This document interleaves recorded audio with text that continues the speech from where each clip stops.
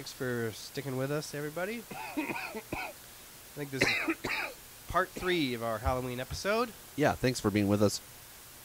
We had a few sounds goods. We had some responses from a listener. Mm-hmm. We talked about Halloween, and we talked about ghosts a little bit. And I was just mentioning how I dressed up as a woman for Halloween one year, and it was really pretty cool. It was liberating, you were saying. It's very liberating. Yeah, it's nice. Wearing a skirt's pretty comfortable. I can see why guys wear the, what are they, Kilts. Kilts. Probably really comfortable. Easy to pee. I know. I don't know, you got anything else? No, I think That kind of threw me off, all yeah. these technical problems. You know, today, folks, I'd like to acknowledge you all for being here finally in the part 3 of our Halloween special. And this episode is, of course, brought to you by Clark Pool and Spa and Final Corp. It'll be fine. And we were supposed to have a guest. Yeah, we might were. have The sort guest of- is a little bit later. Was supposed to be here a little while ago, but we're going no guest today, apparently. So I think that is our episode. I just want to... Oh, no, excuse me. Yeah, no, well, go ahead. Do you? Thank yous. Well, It's all good. I just wanted to thank all the listeners. I wanted to thank the sponsors. I wanted to thank the person for writing in that comment. Yes. And I hope to see you all soon And moving forward. I would like to second all those feelings. Thanks, everybody, for listening, checking us out. Patreon.com, Empathy and Imagination. YouTube.com. Empathy and Imagination is the name of the channel. And we're here on Saturdays for your listening enjoyment. Early afternoons. Early afternoons, depending on where you are.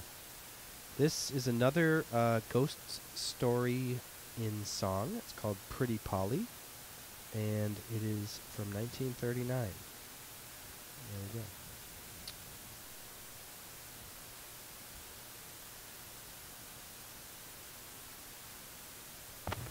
This song was composed by Fred Carrier. It was in old western shores, there lived a young damsel so handsome and fair.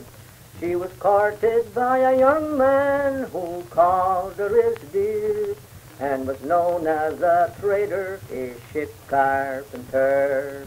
The king wanted seamen to go upon sea. What caused this young damsel to sob and to say, oh, William, don't you go on sea, for don't you remember what you've told to me? Early in the morning, before it was day, he called upon her, and those words he did say, come, Polly, come along with me, before we get married, our friends for to see. He led her through mountains and valleys so deep. What caused this young damsel to sob and to weep? She sobbed and she wept, those words she did say, I'm afraid to my heart you have led me astray. 'Tis true, young William did say, for many long nights I've been digging your grave. When she saw her grave open and the spade lying by, she wrung her poor hands and most bitterly cried. Oh, pardon, pretty Polly did say, I live no longer than to become your wife.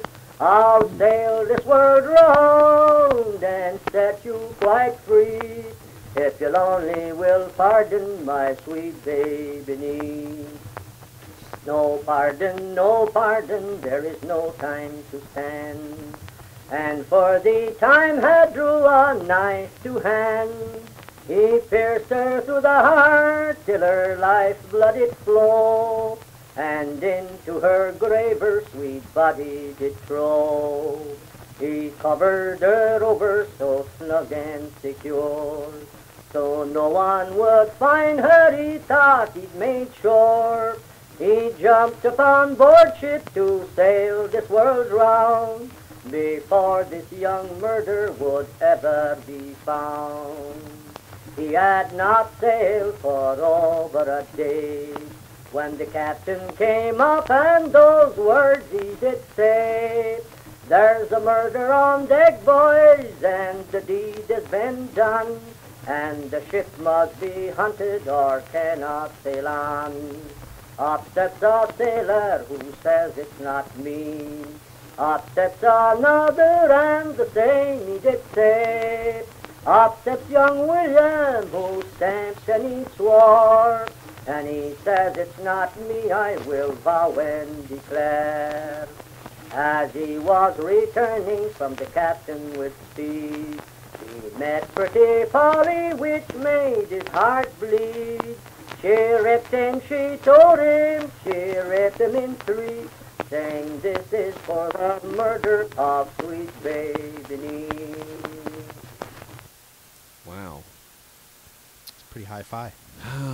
That thing was like a whole thing. You know, he wasn't really in kind of tempo or time signature there. He was kind of just doing it. Yeah, he was kind of just doing it raw, and it's like I was like, we could play along with that. It's like, no, it's not. You could sample it maybe. You could sample it. So that was the third of the 3 supernatural ballads we played today, courtesy of the Library of Congress. Cool. And once again, I'd like to thank everyone for listening. This has been the podcast for Empathy and Imagination. Signing off. Thank you. Thank you. Thank you.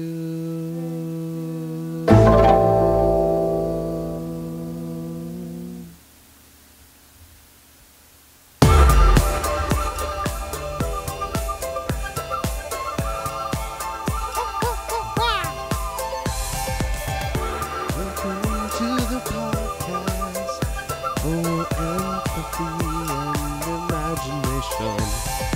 Technical difficulties are our specialty.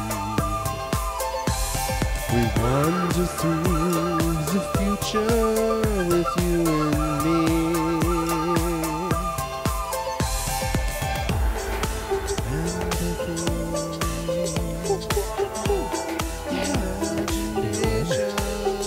Trick or treat. Empathy.